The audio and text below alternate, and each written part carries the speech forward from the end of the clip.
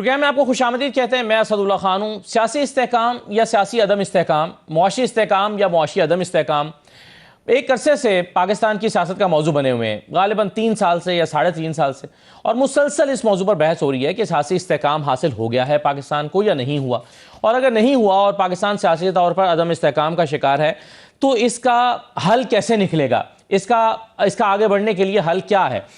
पाकिस्तान की सियासत में आजकल जो मौजूआत हैं वो इमरान खान है, जेल है, इमरान खान का एक से दूसरी जेल में मुंतकिल होना है, माइनस इमरान खान है, अडयाला में मुलाकातें हैं, मुलाकात का ना होना है, फिर रात भर धरना दिया जाना है, रात गए वाटर कैनन का इस्तेमाल करना। ये सारे मौजूआत आजकल पाकिस्तान की सियासत का मौजू बने हुए हैं। हालांकि जो असल मसाइल हैं वो इससे कहीं ज़्यादा गंभीर हैं। दहशतगर्दी के मसाइल भी हैं, मुआशी मसाइल भी हैं। तो ऐसा लगता है कि इस बुनियादी मसले से आगे बढ़ेंगे तो शायद बाकी चीज़ों पर तवज्जो आएगी। पाकिस्तान के कारोबारी हालात भी को बहुत खुशाइंद नहीं है। फिर इस दौरान हम मुफाहमत की बातें भी सुनते रहते हैं कि मुफाहमत की कोशिशें हो रही हैं। फवाद चौधरी साहब और उनके अहबाब जो हैं वो भी अक्सर औकात एक्टिव होते हैं, लेकिन अभी तक उसमें से भी कुछ बरामद नहीं हुआ। तो आगे बढ़ने का रास्ता क्या है? बहुत ही 2 सीनियर तज्ज़ियाकार आज के प्रोग्राम के पहले हिस्से में हमारे साथ मौजूद हैं, तो उनके सामने ये बुनियादी सवाल रखते हैं और जानने की कोशिश करते हैं कि 2026 में वो क्या देख रहे हैं, आगे का रास्ता उनकी नज़र में क्या है। जावेद चौधरी साहब आज हमारे प्रोग्राम में तशरीफ़ फरमा है, सीनियर तज्ज़ियाकार हैं। बहुत शुक्रिया जावेद चौधरी साहब, खुश आमदीद कहते हैं आपको। अतर काज़मी साहब तशरीफ़ रखते हैं, आप भी सीनियर तज्ज़ियाकार हैं।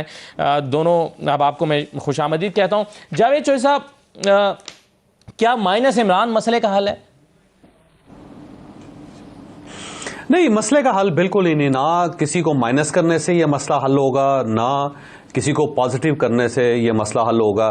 इतने बड़े बड़े कायदीन पाकिस्तान की सियासत से माइनस भी हो गए और साथ साथ प्लस भी होते रहे, लेकिन पाकिस्तान वहीं का वहीं खड़ा रहा। बल्कि अगर आप 1980 की दहाई का या 70 की दहाई का पाकिस्तान देखें तो वो आज से बहुत बेहतर था।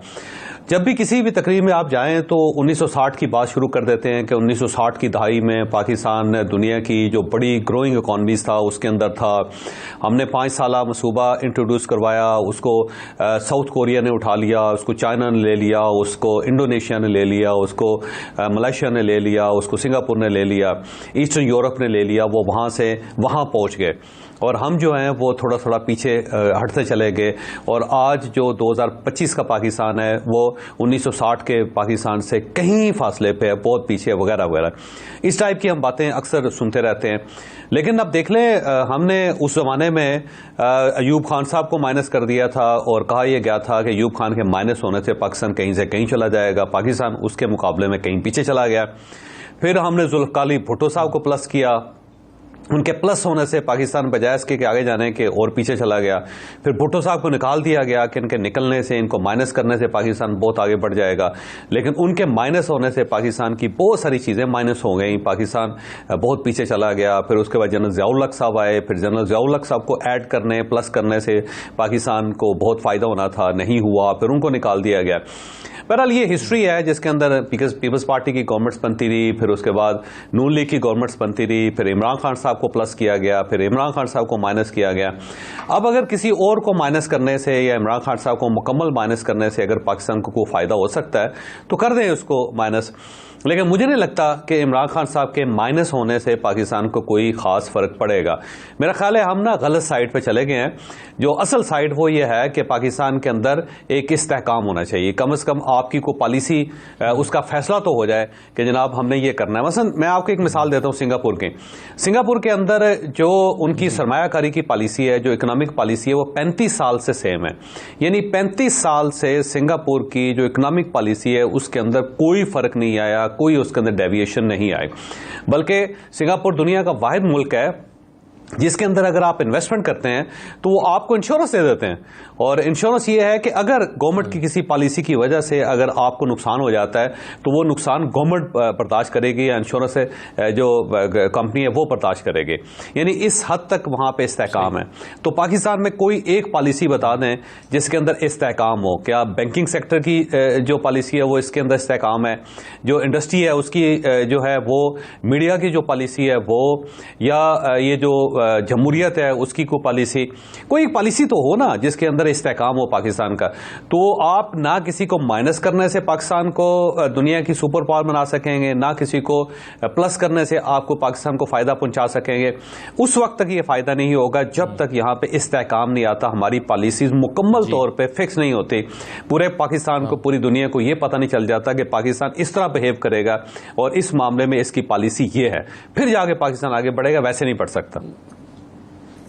बिल्कुल सही है सर, आपने कहा कि इस्तेहकाम जरूरी है और फिर आपने कहा कि हम अगर ये सब चीजें करेंगे तो सुपर पावर नहीं बना सकते। तो सुपर पावर बनने का मरहला तो शायद ऐसा लगता है जो सब अभी दूर है, क्योंकि उससे पहले तो हमें अपने बुनियादी मसाइल में हम उलझे हुए हैं। और आपने 70 साल की तारीख बताई कि 70 साल से हम वही चीजें रिपीट करते चले आ रहे हैं। अतर काज़मी साहब, ये मैंने माइनस इमरान का जो आप, चूंकि फैसल वाडा साहब बार बार कह रहे हैं या आप तो माइनस इमरान कर लो या फिर पूरी पार्टी माइनस हो जाएगी, क्या पूरी पार्टी माइनस हो सकती है? अगर एक शख्स को माइनस करना जो साहब कह रहे हैं कि मुमकिन नहीं है।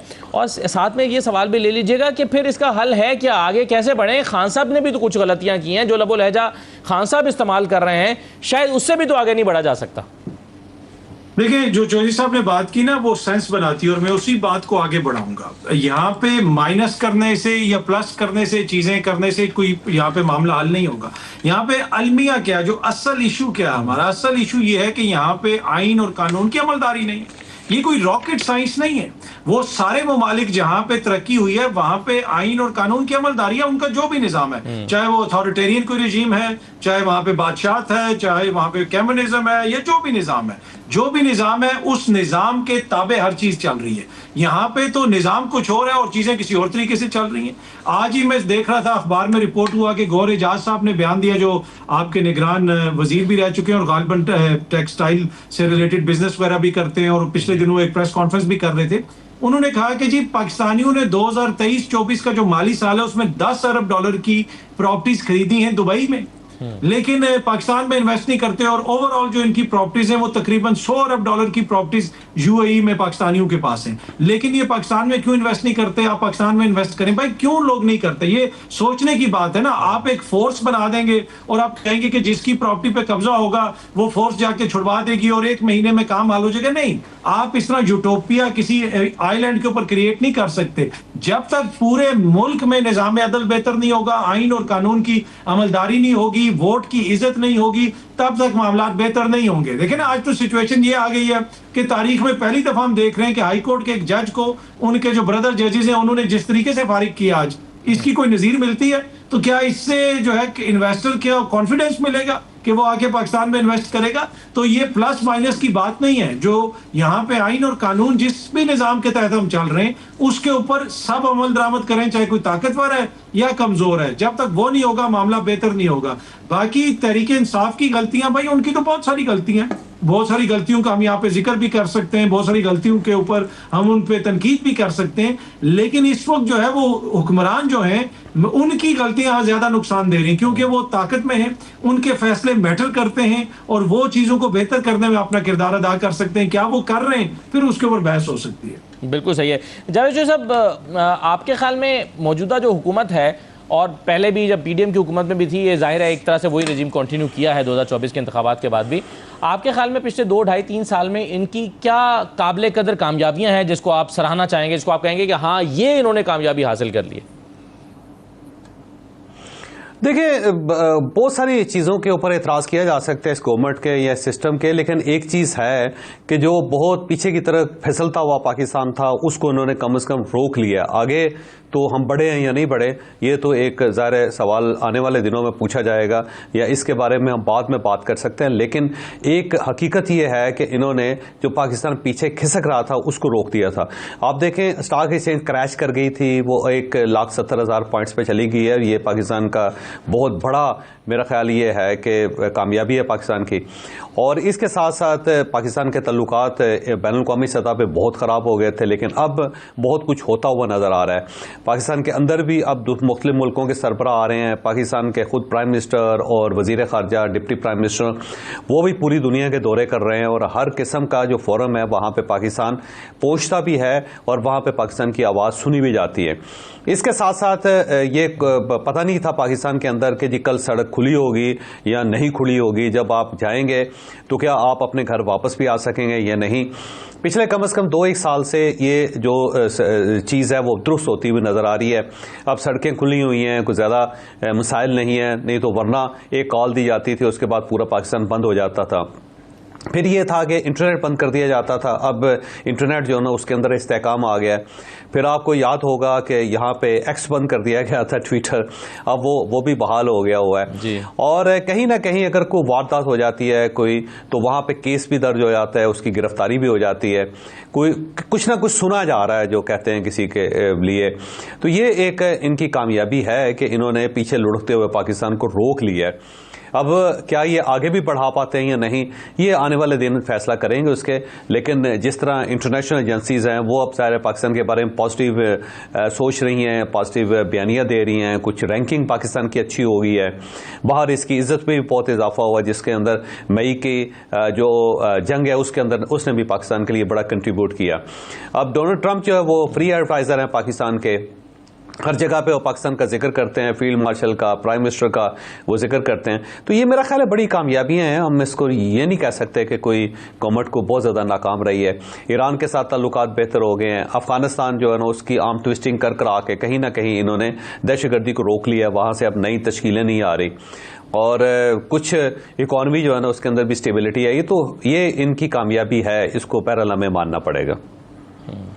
ठीक है, बिल्कुल सही है। लेकिन इसका एक दूसरा पहलू अतर काज़मी साहब ये है कि कुछ लोग समझते हैं कि बैनुल-अक़वामी सतह पर जो पाकिस्तान के ताल्लुकात अच्छे हुए हैं, डोनाल्ड ट्रंप से मुतअद्दिद मुलाकातें, फिर पाकिस्तान की रिकग्निशन जो मई के बाद हुई है, लेकिन वो ट्रांसलेट नहीं हो रही इस तरह से कि कोई फॉरेन डायरेक्ट इन्वेस्टमेंट नहीं आ रही, पाकिस्तान में सरमाया नहीं आ रहा, पाकिस्तान पर एतमाद बेहतर नहीं हो रहा। तो क्या ये देखने का दूसरा पहलू भी है? देखें, इसमें तो कोई दो राय नहीं कि मई में जो भारत ने प्लानिंग की और जिस तरीके से पाकिस्तान के ऊपर हमला किया, उसके बाद जो पाकिस्तान ने यहाँ से जवाब दिया, जैसे उनके राफेल गिराए गए, जैसे पाकिस्तान की अफवाज ने जवाब दिया, वो पूरी दुनिया उसकी मोहतरफ भी है। और सदर ट्रंप, जिस तरह चौधरी साहब ने भी फरमाया, बिल्कुल दुरुस्त फरमाया, वो पता नहीं मोदी को छेड़ते हैं क्या करते हैं, वो तो इतना तो शायद हम जिक्र नहीं करते, वो हर जगह पे बैठ के कंफर्म करते हैं इतने जहाज गिरे थे, उतने जहाज गिरे थे। तो वो तो पूरी दुनिया ने देखा और उससे यकीनन पाकिस्तान की इज्जत में इजाफा हुआ और पाकिस्तान ने अपना लोहा मनवाया। लेकिन कुछ जो सेक्टर्स ऐसे हैं जहां पे काफी ज्यादा प्रॉब्लम्स हैं। देखिए, इकोनॉमी को इन्होंने बेहतर करना था, ये दावे करते रहे कि हम 6 महीने में बेहतर करेंगे, लेकिन इन्वेस्टमेंट कितनी आई इस वक्त पाकिस्तान के अंदर, कितनी इन्वेस्टमेंट आ चुकी है? वजीर आजम साहब ने, आपके वजीर आजम ने, मेरे वजीर आजम ने इस साल 50 दिन जो है मुल्क से बाहर गुजारे हैं, जो ऑलमोस्ट 2 महीने। उन 50 दिन बाहर गुजारने के नतीजे में कितने यहाँ पे अरब डॉलर की इन्वेस्टमेंट आई है। फिर ये जिन ममालिक में जाते हैं और जो ममालिक यहाँ पे आते हैं उनका अपना कितना जीडीपी है। अब किर्गिस्तान के आए हुए थे सदर साहब, उनका टोटल जीडीपी जो है वो 16 से 17 अरब डॉलर है और उनका जो पीपीपी गालबन जो जीडीपी है वो भी टोटल कोई 40 से 50 अरब डॉलर है। उन्होंने इधर आके क्या इन्वेस्ट करना है? फिर पहले जो है वो बेलारूस के सदर आते थे तो उस वक्त भी हुकूमत बताती थी, तासुर ये देती थी कि जैसे कोई फ्री वर्ल्ड का लीडर यहाँ पे आ गया। बेलारूस का सदर वो है जिसको आधी दुनिया सदर ही नहीं मानती, उसके सदारती त्यारे के ऊपर पाबंदियां हैं, यानी मगरबी ममालिक उनको पुर्जे नहीं बेचते सदारती त्यारे के लिए। तो वो 25-30 साल से वहां पे सदर बन के बैठे हुए। तो वो जो बड़े ममालिक हैं जिन्होंने इन्वेस्टमेंट करनी थी, जिस तरह सऊदी अरब, यूएई, अमेरिका या ईयू, वहां से हमें कोई इन्वेस्टमेंट आती हुई नजर नहीं आई। तस्वीर, फोटो ऑप्स तो बहुत ज्यादा हुए, लेकिन जो दावे थे कि अरबों डॉलर की इन्वेस्टमेंट आ रही है, ये हो जाएगा, वो हो जाएगा, जमीनी हकायक ये हैं कि जो मैंने पहले भी जिक्र किया कि गौर एजाज साहब बता रहे हैं कि भाई जो पाकिस्तानी बिजनेसमैन है वो भी अपना पैसा दुबई में लगा रहा है और उसकी वजह वही है जिसका हमने पहले जिक्र किया, रूल ऑफ लॉ और जो एक सिस्टम है, जो पॉलिसी है, उसका तसलसल नहीं है, जिसकी वजह से ये मसाइल है। सही है। जावेद साहब, आपने कुछ मुस्बत पहलुओं की तरफ इशारा तो किया, लेकिन अपनी गुफ्तगू के पहले से में आपने ये भी कहा कि इसके बावजूद सियासी इस्तेहकाम ज़रूरी है, उसी से सही मानों में पाकिस्तान को फ़ायदा होगा। अब इस सिलसिले में एक कोशिश फवाद चौधरी साहब कर रहे हैं मुफाहमत का रास्ता तलाश करने की, जिसका फार्मूला उन्होंने ये बनाया है कि अगर कोट लखपत के असीरान रिहा हो गए तो उससे फ़ायदा ये होगा कि वो जाकर इमरान खान साहब को कन्विंस कर सकते हैं, क्योंकि उनकी लॉयल्टी पर कोई शक नहीं कर सकता। क्या आपको ये रास्ता काबिल अमल नज़र आता है?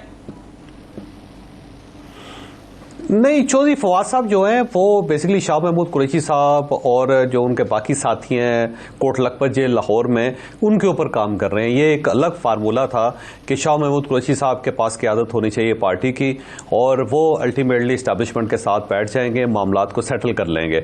लेकिन ये इमरान खान साहब का फार्मूला नहीं है। इमरान खान साहब को ये सूट ही नहीं करता और ना ही इमरान खान साहब इसे बाय करने के लिए तैयार हैं। ये इमरान खान साहब से कई मरतबा ये डिस्कस हुआ है, कई लोग जाके इमरान खान साहब से मिले हैं जेल के अंदर और उन्होंने उनसे कहा है कि शाह महमूद कुरैशी साहब को आप आगे लगाएं, शाह महमूद कुरैशी साहब को मैंडेट दें कि वो इस्टेब्लिशमेंट के साथ या फिर गवर्नमेंट के साथ बैठ के मामलात को सेटल कर सकें। लेकिन इमरान खान साहब ने उसे इग्नोर कर दिया। बल्कि आप देख लें, अगर पिछले 1.5 साल के अंदर भी आप देखें तो शाह महमूद कुरैशी साहब का तो नाम ही इमरान खान साहब ने नहीं लिया, ना इमरान खान साहब ने लिया ना उनकी पार्टी ने लिया, बल्कि उन्होंने खत लिख दिया शाह महमूद कुरैशी साहब ने कि मैं भी आपका वाइस चेयरमैन हूं, मेरे ऊपर भी मेहरबानी करें, मुझसे भी मशवरा कर लिया करें, मुझसे भी आके मिल लिया करें। लेकिन पार्टी का कोई फर्द उनसे मिलता ही नहीं, ना उनकी बात करता है।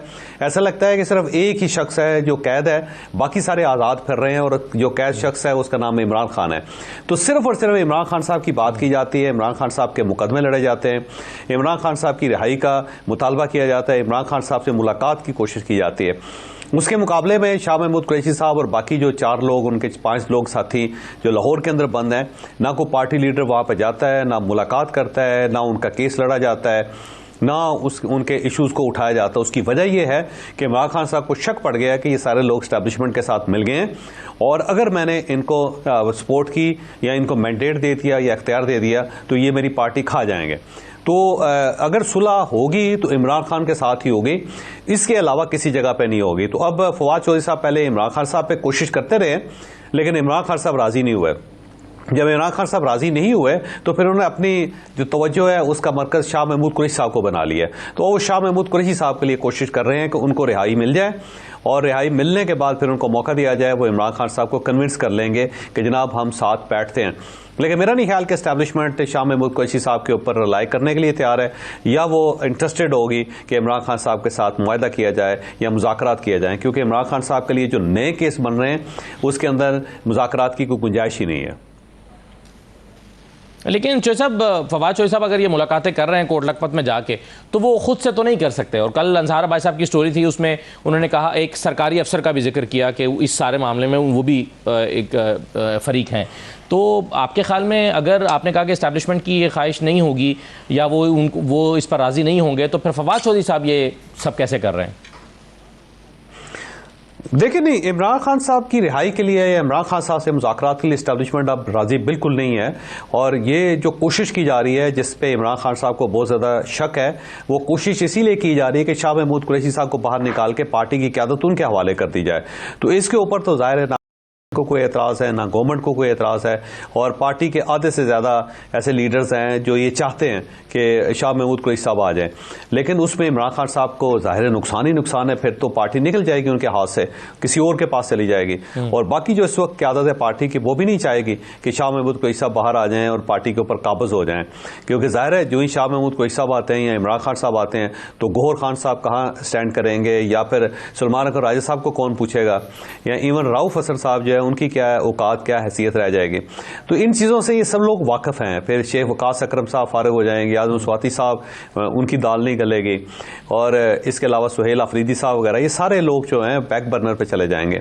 तो ये भी नहीं चाहते कि मामलात सेटल हों या फिर शाह महमूद कुरैशी साहब जो हैं वो आके दफ्तर बैठ जाए पार्टी के। और अब इमरान खान साहब भी नहीं चाहते, क्योंकि इमरान खान साहब का ख्याल ये है कि अगर शाह महमूद कुरैशी साहब आएंगे तो पार्टी को खा जाएंगे मेरी। तो वो ना चौधरी परवेज़ इलाही साहब पे एतमाद करने के लिए तैयार हैं, ना ही वो शाह महमूद कुरैशी साहब पे एतमाद करने के लिए तैयार हैं। तो इस किस्म के जो मुज़ाकरात हैं या ये जो ऑप्शन है, इसका किसी को कोई ख़ास फ़ायदा नहीं होगा स्वाय शाह महमूद कुरैशी साहब आएंगे।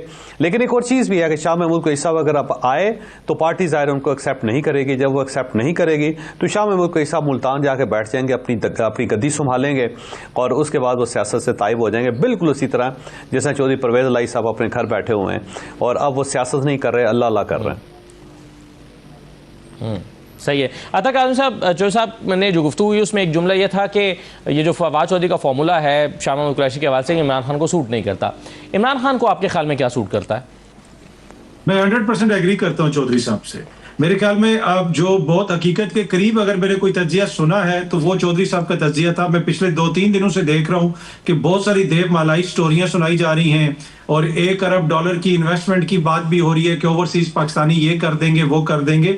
देखें, ये जो पार्टी में बाहर केओस है ये इमरान खान को सूट करता है। अगर पार्टी बाहर मजबूत हो तो खान साहब तो 2 दिन में माइनस हो जाएंगे। और अभी जो भी फार्मूला बनाया जा रहा है वो बुनियादी तौर पर माइनस इमरान फार्मूला है। ये कोई इमरान खान को रिहा करवाने का फार्मूला नहीं है, ये माइनस इमरान खान फार्मूला है। और अब मेरे ख्याल में शायद हुकूमत भी ये रियलाइज कर रही है कि हमें पार्टी को ऐसे कमजोर नहीं करना चाहिए था। अगर पार्टी बाहर कमजोर मजबूत होती तो शायद इमरान खान को काउंटर करने में हमें आसानी होती। उस वक्त तासुर ये था कि सारी पार्टी तितर बितर हो जाएगी, स्पोर्ट्स इनकी जितनी स्पोर्ट है वो खत्म हो जाएगी, लेकिन वैसा नहीं हुआ।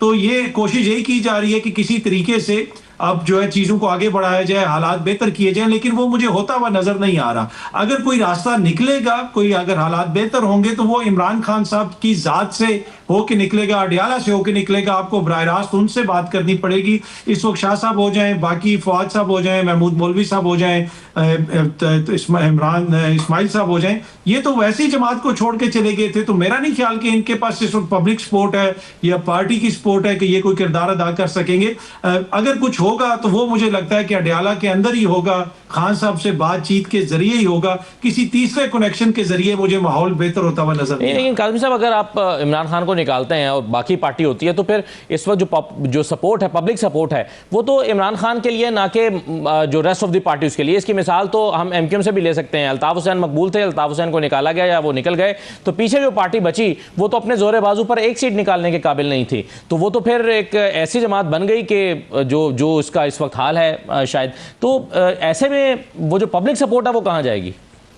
देखिए, वही तो मैं अर्ज कर रहा हूं कि पब्लिक सपोर्ट सिर्फ इमरान खान के साथ है, पार्टी कुछ भी नहीं है, ये सिर्फ अवाम में पार्टी है। कल वो कह दें कि जनाब स्कूलों के या कॉलेजेस के बच्चे सारे मेरी तरफ से इलेक्शन लड़ेंगे तो वो सब मकबूल हो जाएंगे। अब आप देख लेना, पार्टी तो इस वक्त नहीं खड़ी हो चुकी है, नौजवान लड़के आगे आ चुके हैं, आईएसएफ आगे आ चुकी है, पीटीआई की पुरानी क़यादत तो काफी हद तक पीछे चली गई है। आप शाहिद खट्टर को देख लें, पार्लिमानी लीडर बना दिया गया, शफी जान हो जाए, मीना खान अफरीदी साहब हो जाए, सोहेल अफरीदी साहब हो जाए, तो पार्टी के अंदर तो आपको नजर आ रहा है कि नीचे से नई क़यादत आ रही है। जिसको वो क़यादत देंगे खान साहब वही मकबूल हो जाएगा। तो मुझे नहीं लगता कि पार्टी इमरान खान साहब को माइनस करने की पोजीशन में है। देखें, यहाँ पे समझने की जरूरत है कि पाकिस्तान की 2 सबसे बड़ी सियासी जमातों ने उनको मुकम्मल सपोर्ट हासिल थी, मुकम्मल हमायत हासिल थी।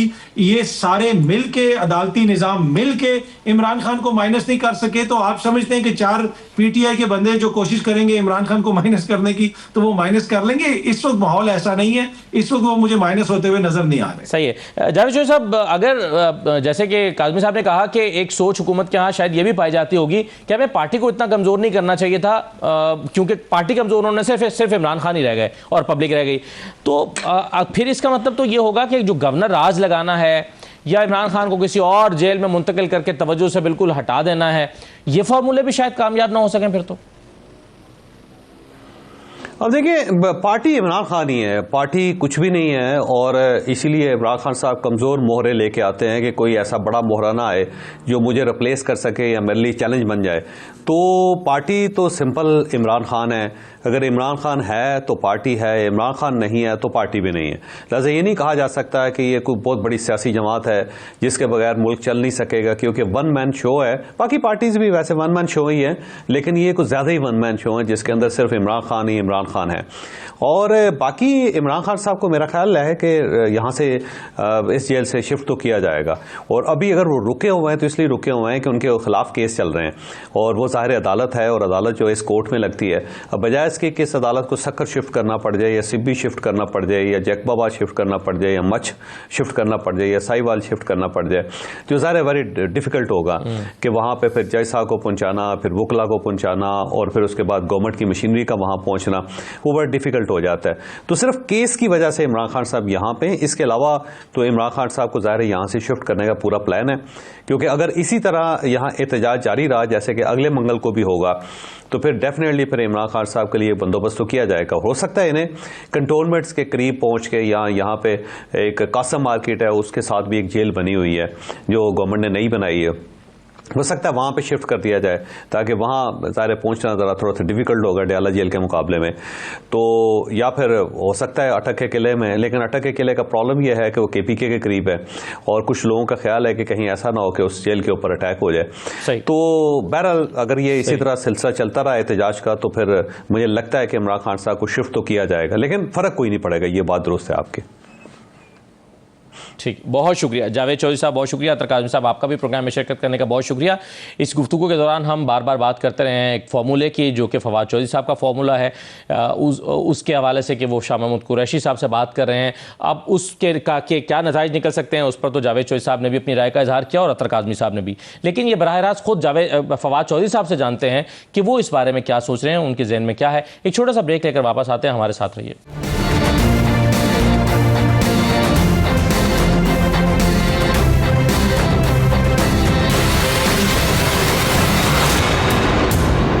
ब्रेक के बाद आपको दोबारा खुशामदीद कहते हैं। फवाद चौधरी साहब हमारे साथ मौजूद हैं, बहुत शुक्रिया फवाद साहब प्रोग्राम में शिरकत करने के लिए। सर, मुफाहमत की कोशिशें जो आपकी तरफ से जारी हैं, ज़रा उस पर तो बाद में आते हैं, लेकिन पहले मैं चाहूँगा एक कमेंट ज़रा आज की इस डेवलपमेंट पर कर दें। जस्टिस तारिक जहांगीरी साहब को जो इस्लामाबाद हाई कोर्ट ने ही अपने फेलो जज को आज फारिग कर दिया और उनको उनके ओहदे के लिए, जज के ओहदे के लिए नाअहल करार दे दिया।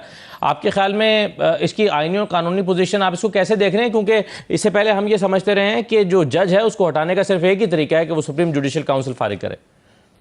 नहीं, ये तो खुद जो आर्टिकल 199 है उसका जो प्रोवाइजो है उसके अंदर लिखा हुआ है कि जो रिट है वो जज के ऊपर लाए नहीं करती, कोर्ट के ऊपर लाए नहीं करती। और आर्टिकल 209 जो है वो शुरू यहाँ से होता है कि कोई भी जो जज है उसको किसी और तरीके से नहीं हटाया जा सकता except the process given here in. तो ये तो एक देखिए ना, इसमें और बड़ी खौफनाक प्रॉब्लम क्रिएट कर दी है। इससे तो जो सिक्योरिटी ऑफ द जॉब है वो बिल्कुल ही उड़ गई है। और अब आप देखेंगे कि देखे ना क्या होगा कि जो जजेस सीनियर हैं, जूनियर जज अगर उनकी जगह लेना चाहेंगे तो अब वो लॉबिंग होगी कि 4 जज इधर मिल जाएं, 5 उधर मिल जाएं और हम एक दूसरे के खिलाफ रिटें शुरू हो जाएंगी। और इसके नतीजे में एक बहुत बड़ा बहरान जो है वो पैदा हो जाएगा। और आर्टिकल 209 जो है, अभी तो ये प्राइम मिनिस्टर के खिलाफ को वारंटो के ऊपर सब तय हो गया था कि प्राइम मिनिस्टर को जो है वो वारंटो से नहीं हटाया जा सकता। तो अब तो उन्होंने को वारंटो अदालतों के खिलाफ ही कर दी है। तो इससे तो जो सिक्योरिटी ऑफ द जॉब है, जजेस हैं, कोई भी महफूज नहीं रहा। And I think it's a terrible president. और देखें अब यहाँ पे इस वक्त खैर आइन वगैरह तो कहीं पीछे रह गया, लेकिन आई थिंक इसका बड़े प्रोसीजरल भी फ्लॉ होंगे, बड़ा नुकसान होगा इसका। सही है। फवाद साहब, आप काफ़ी अर्से से कोशिशें कर रहे हैं कि जो कोट लखपत के असीरान हैं उनकी रिहाई अमल में आए, वो इमरान खान साहब से बात करें, उन्हें कन्विंस करें और एक नया पीस का फार्मूला, आगे बढ़ने का फार्मूला आप तलाश करने की कोशिश कर रहे हैं। कल की स्टोरी से हमें ये तासुर मिला है, जो अंसार अब्बासी साहब की स्टोरी थी, दी न्यूज़ में भी, चेपी जंग में भी, हमें ये तासुर मिला है कि आपकी एक और मुलाकात हुई है क्या कोट लखपत में, या बस कुछ और आप इस सिलसिले में कुछ और कोशिशें कर रहे हैं? नहीं, कोशिशें कर रहे हैं और उम्मीद है अगले हफ्ते में मुलाकात की भी हम कोशिश कर रहे हैं कि एक दोबारा हो। कम्युनिकेशन तो रही है हमें कोट लखपत के दोस्तों से, कम्युनिकेशन तो उनसे मुसलसल है। और जो बातचीत है उनसे इनडायरेक्टली या कुछ डायरेक्टली भी होती रहती है। अब इंशाल्लाह मुझे उम्मीद यही है कि अगले हफ्ते उनसे मुलाकात भी होगी। अब देखिए, लेकिन अब देखिए असल चीज ये है कि हुकूमत पहला स्टेप लेती है या नहीं लेती है। और पहला स्टेप हुकूमत का यही है कि उनकी 1/3 जो सजा है वो मुकम्मल हो चुकी है। 10 साल की उनको सजा हुई है अंडर CRPC। देखें वो सजाएं मुअत्तल होनी है और उनको बाहर आना है। सो ये स्टेप एक बुनियादी स्टेप है इस सारे मामले में। और अगर एस्टैब्लिशमेंट, हुकूमत और इमरान खान चाहेंगे तो बात आगे बढ़ेगी, वो नहीं चाहेंगे तो बात आगे नहीं बढ़ेगी। ये तो एक बड़ी सिंपल बात है।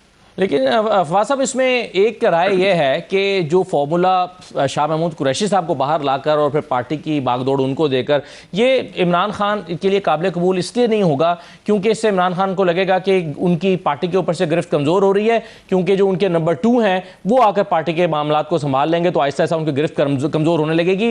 इसलिए वो इस खौफ से या इस डर से इस फार्मूले पर जाएंगे ही नहीं, ये उन्हें काबिल कबूल ही नहीं होगा। देखिए, पहली बात तो ये है कि ये तो फॉर्मूला है ही नहीं है। दूसरी बात ये है कि जो चीज मुझे समझ नहीं आती, ये सब प्रोपेगेंडे के टूल के ऊपर शाह साहब के खिलाफ ये बातें करने के लिए ये बात हो तो हो। पहली बात तो है कि शाह महमूद कुरैशी खुद भी कतई तौर के ऊपर इस पे तैयार नहीं है, और कोई भी बंदा जो जी होश आदमी है वो ये नहीं करेगा कि वो समझे कि माइनस इमरान खान होके कोई चल सकता है, क्योंकि इस वक्त तहरीके इंसाफ आपने खत्म कर दिया, तो माइनस किससे आपने इमरान खान को करना है? अब तो बुनियादी तौर के ऊपर 9 मई और 20 जून के दौरान जो तहरीके इंसाफ की जो लीडरशिप थी, जो काडर था, उसके खिलाफ जो कार्रवाइयां हुई, उसके बाद आप तहरीके इंसाफ तो खत्म हो गई। अब तो जो लोग हैं, मिसाल के तौर के ऊपर आप हैं, आप तहरीके इंसाफ को बड़े करीब से कवर करते हैं, सालों से कर रहे हैं। मैं आपको शर्त लगा के कह सकता हूं कि जो ये पॉलिटिकल कमेटी तहलील हुई है 4-5 के बाद, आपको पता ही नहीं कि वो लोग कौन है। जो नई बनी है उसका भी नहीं पता लोगों को कि वो कौन है, और इसलिए कि वो तो आज इमरान खान इनको खत्म कर दें, कोई कॉलेज के स्कूल के लड़के लड़कियों पे बना देंगे, एक पॉलिटिकल कमेटी होगी, वो होगी, क्योंकि इस वक्त इमरान खान और लोगों के दरमियान में कोई लीडरशिप नहीं है, और नाकामी भी पीटीआई की यही हुई है। खान साहब जिस किस्म का इनकलाब कह लें या जिस किस्म का प्रोटेस्ट कह लें वो चाहते थे, वो इसीलिए नहीं हो सका कि तहरीके इंसाफ का काडर नहीं था और लीडरशिप नहीं थी जो लोगों को निकाल सकती। और जो मौका था 9 फरवरी का जब निकलना था लोगों ने, वो उस वक्त शिबली फराज और उमर अयूब ने उसको जो है वो अपनी चक्करों में रह के खराब कर दिया। उसके बाद पीटीआई के पास कोई मौका ही नहीं बना कि वो इस तरह की कोई लीडरशिप बना सके। So what ever will happen is, वो ये है कि इमरान खान के साथ गुफ्तगू, बातचीत, उन्होंने ही आगे उसको बढ़ाना है। फिलहाल हम तो सिर्फ ये कोशिश करें कि एक माहौल हो, टेम्परेचर नीचे हो, जिसमें ये बात कर सके। और आपने ये कहा फाज़ साहब कि इसमें हुकूमती वज़रा आपके साथ शामिल हैं। एक ये तासुर जो है वो मौजूद रहा है कि हुकूमत को इस्टेब्लिशमेंट और इमरान खान के दरमियान कशीदगी सूट करती है। जब तक ये कशीदगी बरकरार रहेगी हुकूमत की हुकूमत चलती रहेगी, पीएमएलएन गवर्नमेंट में रहेगी। अगर ये कशीदगी ख़त्म हो जाए तो पीएमएलएन कहाँ स्टैंड करेगी? तो पीएमएलएन क्यों चाहेगी कि ये टेम्परेचर नीचे आए? जो आपने सवाल किया है एग्जैक्टली यही सवाल, और तकरीबन इन्हीं अल्फाज में इमरान इस्माइल ने अयाज सादिक साहब को कहा। उन्होंने कहा कि तासुर यही है कि आप इसको जो है वो नाकाम बनाना चाहेंगे क्योंकि आपको फायदा हो रहा है। अयाज सादिक साहब ने कहा कि देखिए हमें 2002 के बाद से और उससे पहले से हम कई दफा इस तरह की सिचुएशन से गुजर चुके हैं, और हमें पता है कि ये अगर टेम्परेचर हाई रहा तो इसका शिकार कल हम भी हो सकते हैं।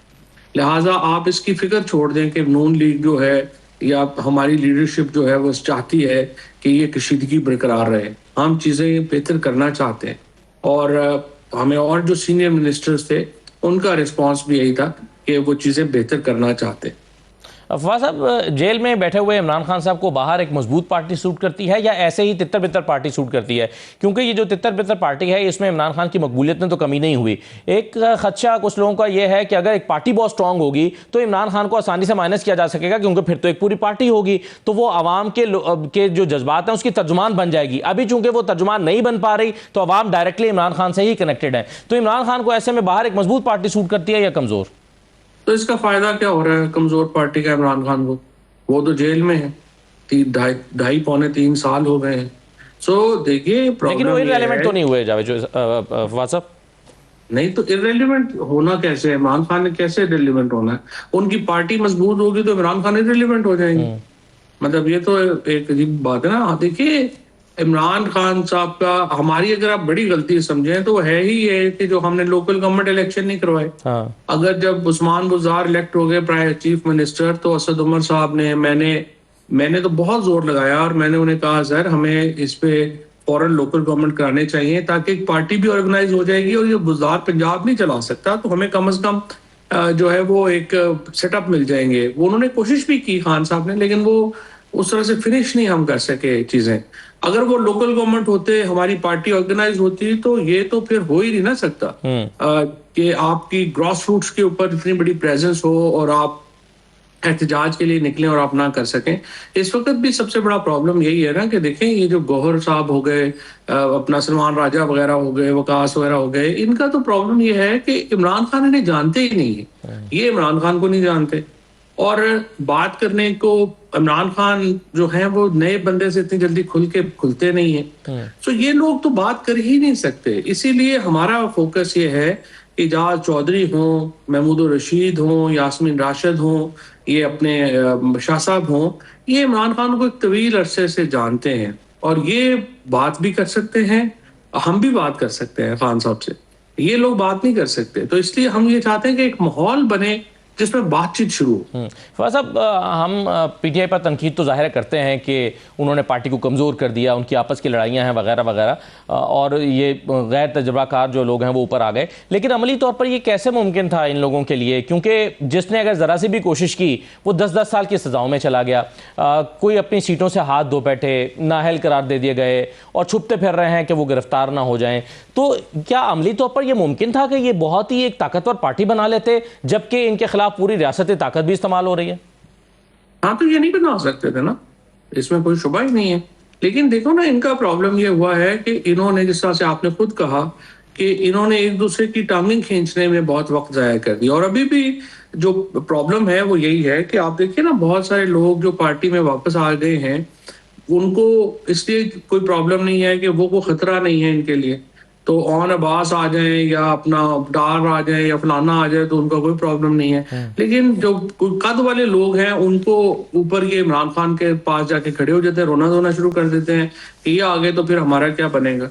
तो उसकी वजह से जो पार्टी की जो इंतशार है उसमें तो इनका बहुत बड़ा किरदार है ना। इन्होंने जो प्रॉब्लम क्रिएट किया पार्टी को मजीद कमजोर करने में, उसमें इनका बड़ा हिस्सा है अनफॉर्चुनेटली। बहुत शुक्रिया फवाद चौधरी साहब, बहुत शुक्रिया प्रोग्राम में शिरकत करने के लिए। आज का प्रोग्राम था, इजाज़त दीजिए, अल्लाह हाफिज़।